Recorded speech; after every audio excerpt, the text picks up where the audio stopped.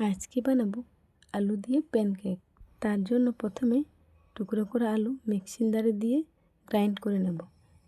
এরপর দিয়ে দেব গ্রাইন্ড করা আলুর মধ্যে হাফ কাপ সুজি, হাফ কাপ বেসন আর অল্প একটু টক দই দিয়ে আবারও গ্রাইন্ড করে নেব।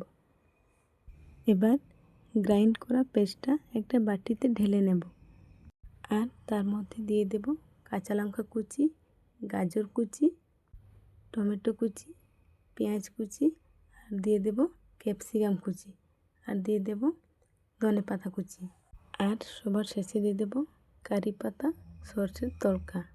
এবার সব কিছু ভালো করে মিশিয়ে নেব। সব কিছু ভালো করে মিক্স হয়ে গেলে দিয়ে দেব পরিমাণ মতো লবণ, হাফ চামচ বেকিং সোডা আর দিয়ে দেব অল্প একটু জল দিয়ে আবারও সব কিছু ভালো করে মিশিয়ে নেব। সবার শেষে মিষ্টির জন্য অল্প একটু চিনি দিয়ে দেব, দিয়ে আবারও সব কিছু ভালো করে মিশিয়ে নেব। এবার প্যানের মধ্যে অয়েল ব্রাশ করে দিয়ে দেব 1 হাতা ব্যাটার। ওপরের দিকটা শুকনো হয়ে এলে উল্টে নেব। উল্টে নেওয়ার পর কিছুক্ষণ রেখে এবার তুলে নেব।